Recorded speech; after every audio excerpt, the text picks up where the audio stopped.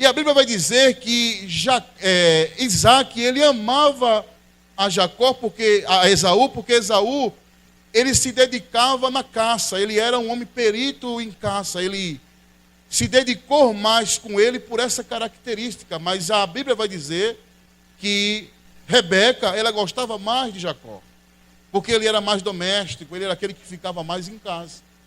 E por esta situação, houve vários conflitos dentro deste lar, porque havia esta situação entre estes dois, esses casal, que eles não entravam num acordo, um gostava de um, outro gostava de outro. E a gente vê o quanto isso é perigoso. Eu tenho 2 filhos, eu tenho que demonstrar o amor para os dois, porque senão um fica com raiva, um fica chateado. E a gente vê que várias consequências são geradas por esta situação que esta família toma. A primeira é que Esaú sai para caçar.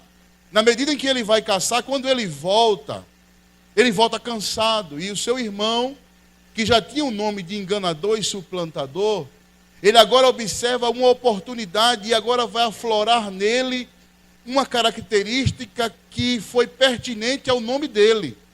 Ele vê seu irmão numa situação de fome e ele apresenta a ele um prato de lentilha e diz assim: olha, vende a tua primogenitura e eu vou te dar da comida.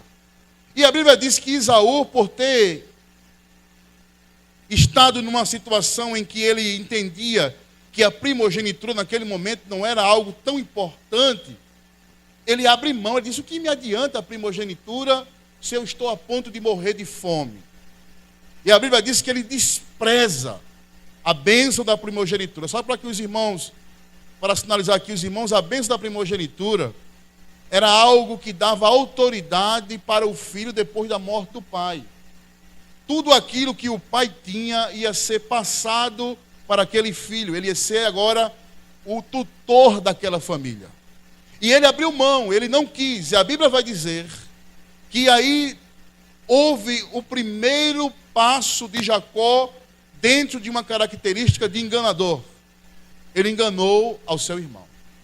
Passa-se os dias e agora o seu pai já está com 100 anos de idade.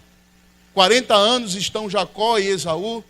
E a Bíblia vai dizer que Isaac, ele antes da sua morte, ele fala com Esaú e diz: meu filho, chegarão os dias da minha morte, eu não sei qual é, e antes que eu morra, eu quero te abençoar e passar uma bênção para você. Você agora vai e pega e traz uma caça saborosa e faz um guisado para mim, porque eu vou te abençoar.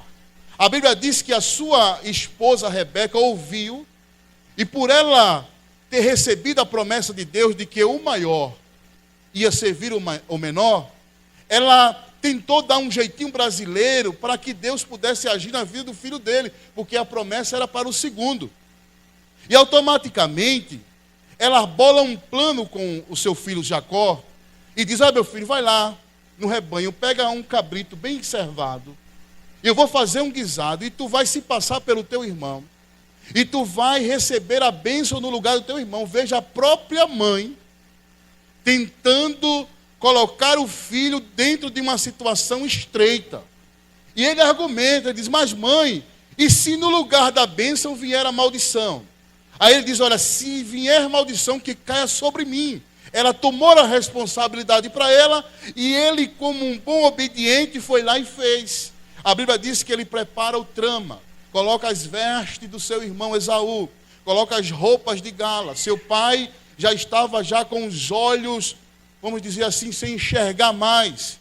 Aí ele se aproxima. Quando ele se aproxima do seu pai, a Bíblia vai dizer que logo Isaac percebe e diz: tão depressa voltasse, meu filho?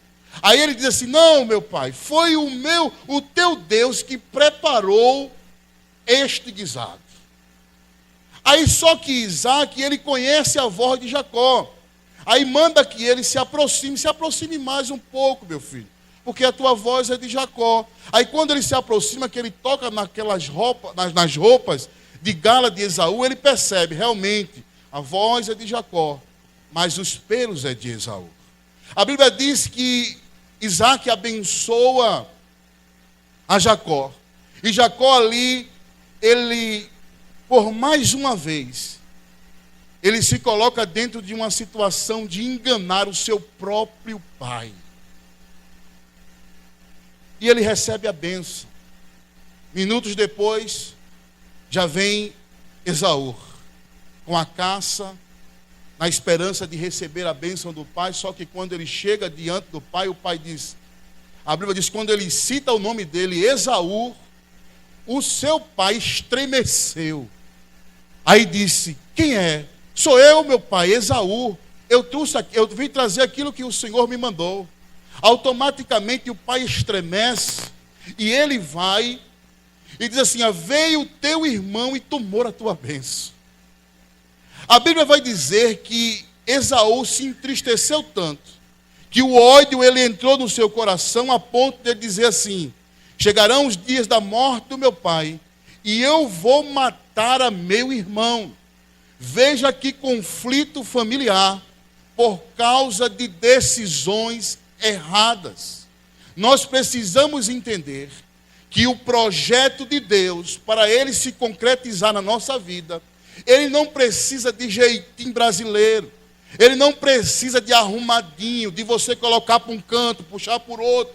Quando Deus quer operar, ninguém impede.